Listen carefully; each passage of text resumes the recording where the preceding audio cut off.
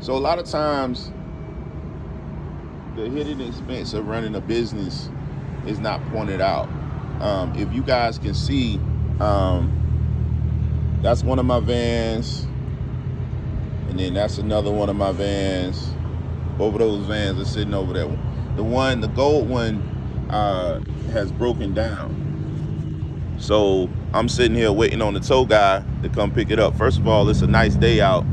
It's a little overcast, but it's a nice day out. So I like, screw it. Let me go ahead and do a video real quick about the expenses that come with running a transportation company. A big reason why I, really believe that you should really focus on B2B relationships, B2C relationships, is your rate of reimbursement is a lot larger, which gives you the ability to scale your business, keep vehicles on the road, but more than keeping vehicles on the road, maintain the vehicles that you have. Both of the vehicles over there, those are two of my older vehicles. And the reason I still have them on the road running is because, one, they're on a fixed route. And they really just focus on a certain area. Now, you might say, well, if you still got them running, they're on a fixed route, and you get one of them towed, it must mean they causing problems. All your vehicles are going to cause you problems. I don't care if you have a vehicle that only has 100,000 miles on it. It's going to cause you problems. It's going to cause you problems just like that vehicle that has 150 or 200,000 miles on it. The question is, do you have the money and can you afford to fix the vehicle? That's what you need to think about. Having your vehicles on a good maintenance schedule is smart, but you also want to remember, don't just take your vehicle to the cheapest place. It's about making sure that the type of parts that are being put into your vehicle are quality parts, are new parts. You don't want refurbished, parts. You don't want parts that come from a used body shop or a used repair shop, because it's going to cost you $600 to fix a radiator and a cooling system as opposed to $950.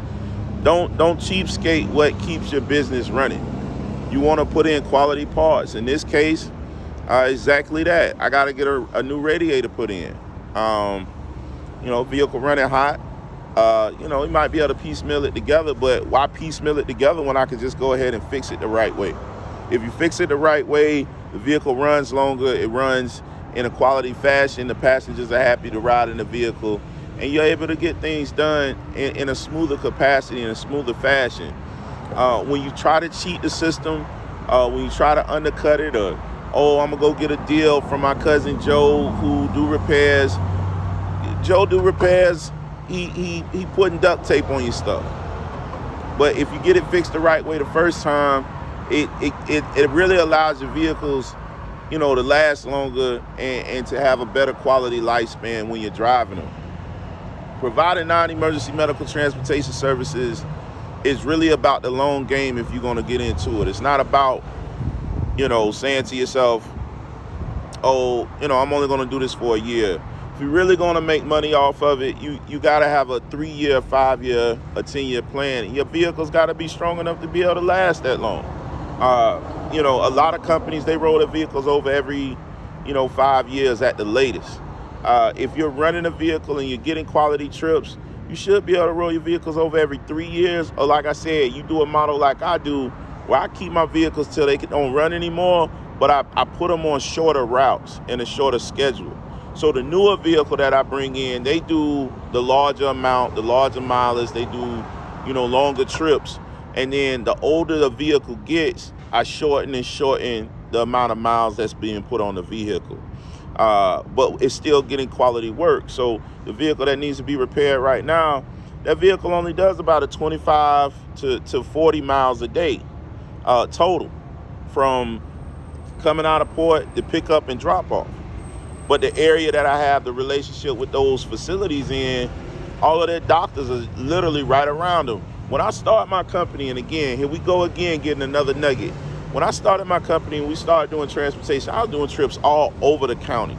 I was doing trips in 2 or 3 other counties and just running my vehicles into the ground. And then I learned my lesson. When one of my vehicles broke down 50 miles away from where I was at, I had to hire a tow truck to go get it. I had a client, fortunately the client had dropped off, but I had a client I had just dropped off and I'm just sitting there at the facility with a broken down vehicle. One, that looks bad when you at a facility. Two, now you got to send somebody all the way up there to go get it. That's a vehicle that's not on the road. That's a driver you got to pay that's not making money. Okay, nowadays what I do is I say, okay, where's the area with the largest number of doctor's offices? Okay, I'm going to show you how to do your own market analysis without having to pay somebody to do it for you. Just go on Google, look for the areas where it has the most doctors.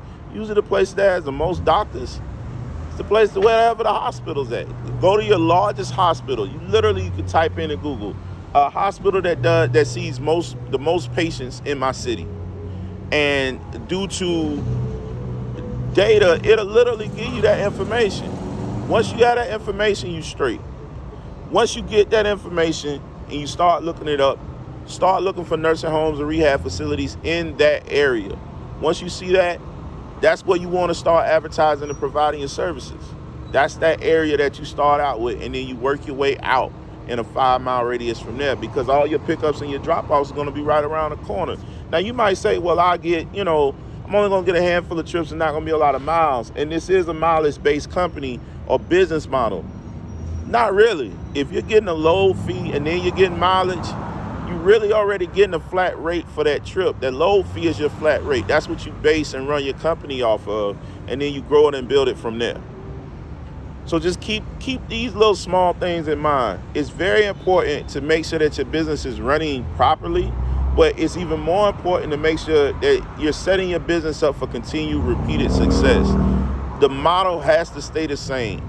5-mile radius, close to one area, and start growing from there.